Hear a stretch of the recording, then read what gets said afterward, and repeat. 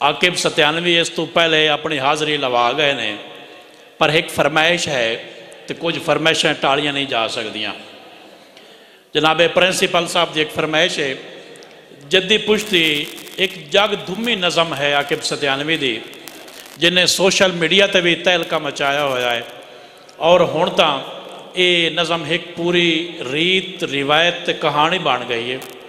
मैं दोबारा दावत देना आकिब सत्यानवी ने क्यों आके अपनी यो जग धूमी नज़म जद्दी पुश्ती नौकर ज़रूर सुनावें। आकिब सत्यानवी।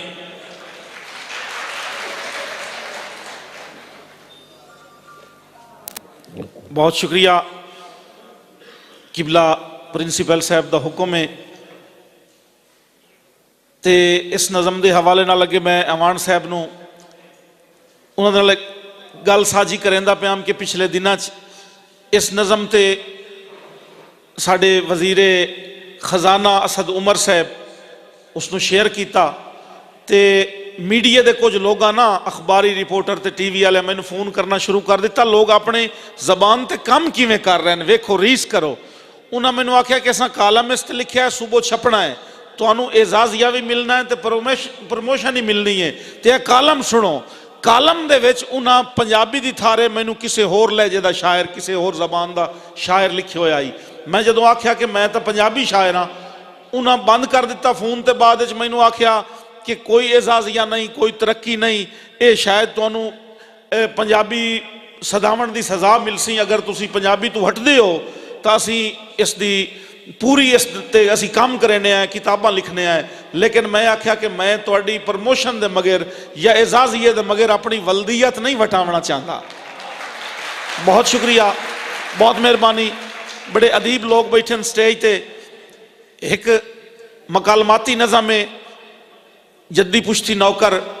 मैं आख्या अपने चौधरी नूं साईं सुनिया है नाल दी बस्ती विच सरकारी मकतब खुला है, जिथे पढ़दे न बाल गरीबां दे, जिथे मुफ्त किताबां ढींदियां हैं, कई फीस पढ़ाई दी नहीं लगदी।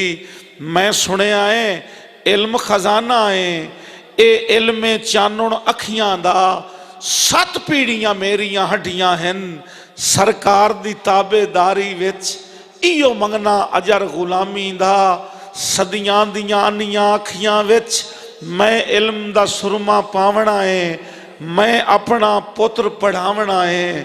अगू दड़क के चौधरी याद आए, कुछ सोच समझ के बोलिया कर, तेरा पुत्र सकूले जासी तां इनू वेख के पिंड दियां लोकां नूं री समसी बाल पढ़ावन दी। जे रसम पढ़ाई दी चल पई तां मेरे बख्त दा सूरज ढल जासी।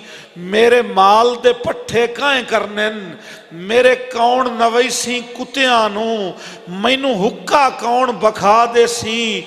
मेरे बाल शिकार तू हटसन तां लड़ कौन मरे सी गड्डी ते।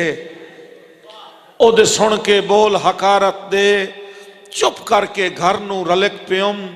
रिया वसदा सावण अखियां दा, सारी रात सुचेंदियां गुजर गई। मेरा पुत्र नाजिक फुल्लां तू नहीं अग रख सकदा डफे ते, नहीं गरम हवेजा चा सकदा। इया सोच सुचेंदियां अख लग गई।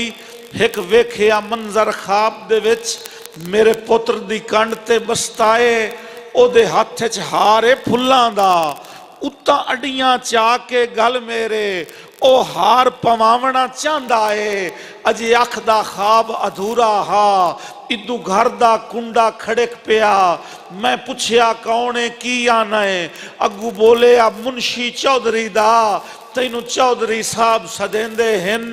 मैं आख्या आखी चौधरी नू मैनू ना फरमानी माफ करे, मेरे पैरी लज दियां बेड़ियां हैं, मेरे आके हाथ मफलूज तो नहीं, मैं अजला ढिड चू ढो लईए।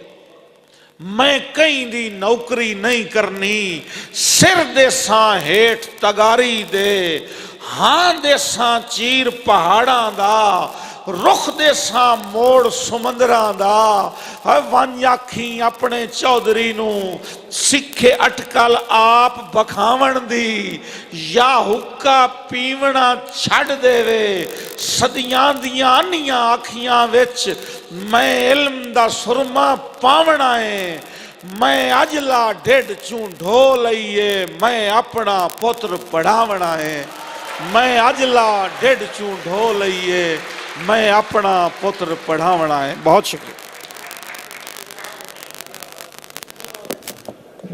जियो आकिब सत्यानवी अल्लाह करे जड़ा तुसां ढिड चूं ढोईए रब इनू पूरी भी करे।